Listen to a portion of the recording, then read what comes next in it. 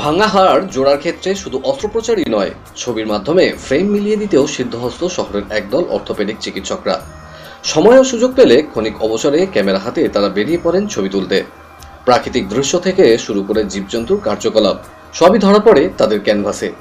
চিকিৎসা শাস্ত্রের এমন 9 জন অর্থোপেডিক সার্জন, ডাক্তার গৌতম বসু, ডাক্তার অভিজিৎ সর্বাধিকারী, ডাক্তার কুণাল সেনগুপ্ত সহ ডাক্তার ইন্দ্রজিৎ সর্দার, ডাক্তার অর্ণব কুণ্ডু, ডাক্তার কৌশিক ঘোষের তোলা মোট 63টি ছবি নিয়ে দক্ষিণ কলকাতার বিড়লা আর্ট ও কালচারে বসন্ত কুমার গ্যালারিতে গত 28 মে শুরু হয়েছিল তৃতীয় বর্ষের ইমেজিং অর্থোপডস প্রদর্শনী। সাহিত্যিক শঙ্করলাল ভট্টাচার্য, সঙ্গীত শিল্পী ও ঘোষিকা ইন্দ্রাণী ভট্টাচার্য, চিত্রগ্রাহক ধৃতিমান মুখার্জি, অতনু পাল, চিত্র সম্পাদক অর্ঘ্যকমল মিত্র, অভিনেত্রী পায়েল মুখার্জি, গৌতম পাল সহ বহু বিশিষ্ট মানুষদের উপস্থিতিতে প্রদীপ প্রজ্বলন ও কেক কাটার মাধ্যমে শুভ সূচনা হয় এই প্রদর্শনীর। অতিথিদের চারাগাছ দিয়ে স্বাগত জানানো হয়। তারাও তাদের সংক্ষিপ্ত ভাষণের মাধ্যমে প্রদর্শনীর ভূয়সী প্রশংসা করেন।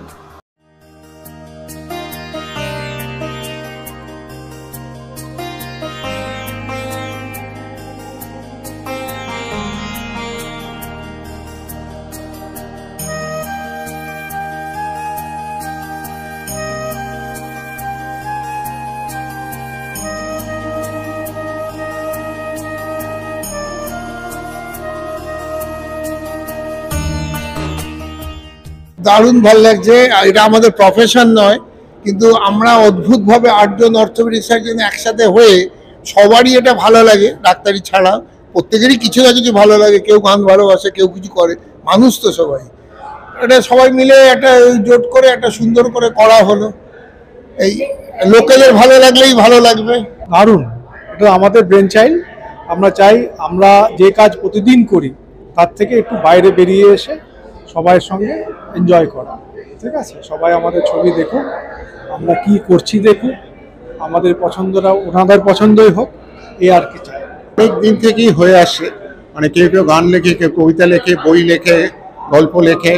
এটা একটা অনুপ্রেরণা কিছু এসে যায় ছবি তোলা।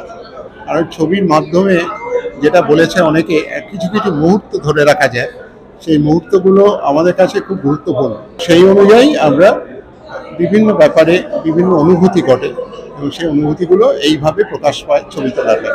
বাঙালি একটা জাত হিসেবে চিরকালই একটা অভ্যেস ছিল যে অনেক কিছু করার, সেটা গত 20 বছরে সেটা আস্তে আস্তে আমরা ভুলেছি। 4 বছর ধরে যেটা চেষ্টা করছি যে এই ওয়াইল্ড লাইফ, পাখি টাখি অনেক দেখানোর পরে একটা ন্যারেটিভ ফটোগ্রাফির দিকে যাওয়া দরকার, কারণ আন্তর্জাতিক স্তরে ফটোগ্রাফিটা এখন ন্যারেটিভের উপরেই দাঁড়িয়ে আছে। সেটা থেকে আসাটা, আর আসল কারণটা অন্য জায়গায়। সেটাতে আমার মনে হয় ডাক্তারিটা খুব একটা আমি সফল নই বলে বোধ হয় অন্যদিকে একটু কাজকর্ম করার চেষ্টা করছি। আমার না অনেক ডাক্তার বন্ধু আছে, প্লাস আমার বাড়িতেও ডাক্তার আছে। আমি জানি যে ডাক্তার যারা, তারাও একটা মানুষ, তারাও একজন মানুষ, এবং আমাদের মধ্যে যা কিছু ফিলিং আছে সবই তাদের মধ্যে আছে। এখন তারা সময় বার করে এগুলো করতে পারেন কিনা। আমার যেমন জানা আছে শিবাজি বসু, ডক্টর শিবাজি বসু, ওদের একটা ব্যান্ড আছে, এত ভালো শিবাজি গিটার বাজে, অত একটা বড় ডাক্তার, ভীষণ বিজি, কিন্তু ওদের হচ্ছে রিল্যাক্সেশন ওই বাজনাটা। ঠিক এনাদেরও এই যে অর্থোপেডিক সার্জন সবাই, এদের তো খুব একটা স্ট্রেসড লাইফ, সে বিষয়ে তো কোনো সন্দেহ নেই, কত মানুষের জীবন ওনাদের হাতে। কিন্তু এই যে রিল্যাক্সড হওয়ার যে রাস্তাটা, সেটা এক একজনের ক্ষেত্রে এক এক রকম। কেউ গান করেন, কেউ ছবি আঁকেন, কেউ ছবি তোলেন, কেউ বাড়িতে আড্ডা মারেন, কেউ বা বন্ধু বান্ধবের সঙ্গে সময় কাটান। তো এই যে একটা, আমাকে একজন বলছিলেন, ওই ভদ্রলোকের ডক্টরের নামটা ঠিক জানি না, উনি বলছিলেন যে আমি খুব রিমোট জায়গায় যাই, -25, -30, আমি আবার যাচ্ছি এবং সেখানে গিয়ে বরফের মধ্যে ঢুকে আমি ছবি তুলে আমি দেখছিলাম। তাই হ্যাঁ, দেখছিলাম ছবিগুলো, অসাধারণ ছবি। মানে এইটা আমরা তো, মানে আমরা একটা অন্য প্রফেশনে, কিন্তু ইচ্ছে থাকলেও আমরা এই সাহসটা দেখাতে পারবো না। এই সাহসটা কিন্তু ওনারা এমন একটা প্রফেশনে আছেন যেখানে খুব সাহসের দরকার। সত্যি কথা বলতে কি, সাহসী হতে হয়, এবং এই সাহসটা ওনারা অন্য জায়গাতেও দেখান। এত ভালো লাগছে না। আর আমি প্রথমেই দেখাতে বললাম আপনাদের সবাইকে আমাদের লাগবে, কারণ অর্থোপেডিক সার্জন, অর্থোপেডিক প্রবলেম এখন একটা মাস স্কেলে সবারই। এই যে কোভিডের পর থেকে আরো বেশি তো হাসছেন। তো এখন যখন ছবিগুলো দেখছি, যখন এই যে এখানে পেছনে ওই দিকে না ওই ওই ওই সেকশনটায় পাখির ছবি, এত অপূর্ব ছবিগুলো, মানে জ্যান্ত এক্ষুনি যেন উড়ে এসে আমার কাঁধে বসবে। বিউটিফুল। ওনারা শুধু ডাক্তার হিসেবে এক্সেল করেননি, একজন ফটোগ্রাফার হিসেবে এক্সেল করেছেন, এটা খুব ভালো লাগছে। কৌশিক আমার মনে হয় আমার দেখা one of the most talented ব্যক্তি, মানে ট্যালেন্ট এবং ইন্টেলেক্ট যখন মিশে গিয়ে এক জায়গায় হয় সেরকম তখন বোধহয় ডক্টর কৌশিক ঘোষ তৈরি হয় একজন যিনি একেবারে ফটোগ্রাফি করেন, এরকম অসম্ভব সুন্দর অ্যাক্টিং করেন, ডিবেটস করেন, আবার এত ভালো একজন ডক্টর। তো সেই জায়গা থেকে দাঁড়িয়ে কৌশিকদের এক্সিবিশনে আমি আগেও এসেছি, আমার এসে মনে হয়, কারণ ডাক্তারদেরকে না আমরা একটা সিস্টেমিক একটা লাইফে দেখে থাকি, মানে তাদের জীবনেও যে এত কালার্স বা এত দিক থাকতে পারে সেটা কৌশিকদাকে দেখে আস্তে আস্তে শিখেছিলাম। বাট এবারে এই এক্সিবিশনে এসে আরো 8 জন ডাক্তার, টোটাল 9 জন ডাক্তারের এরকম এক্সিবিশন, প্রথিত যশা ডক্টর, তো সবটা মিলেই মানে এটা অনবদ্য একটা মানে আমার এক্সপিরিয়েন্স বলতে হবে। এবং আমার মনে হচ্ছে সবাই যারা এসেছে ডাক্তারের সাথেও যে এরকম একটা দিক উঠতে পারে সেটা আমরা দেখতে পাচ্ছি। বাঙালি একটা জাত হিসেবে চিরকালই একটা অভ্যেস ছিল যে অনেক কিছু করার, সেটা গত 20 বছরে সেটা আস্তে আস্তে আমরা ভুলেছি।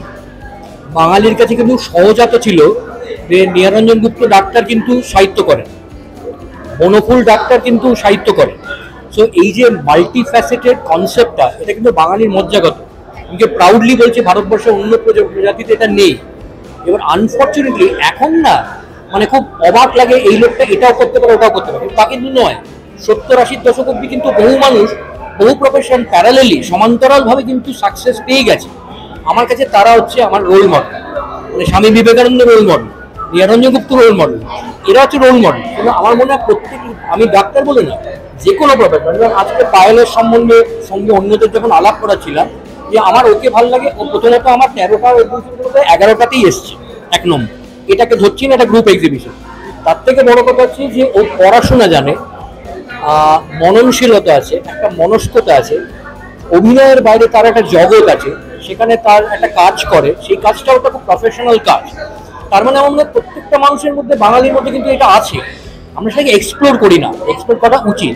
যুব সমাজের প্রতি আমাদের মানে মেসেজটা হওয়া উচিত, কেন আমরা বয়স্ক হয়েছে, তারা যদি সবগুলো করে একসাথে।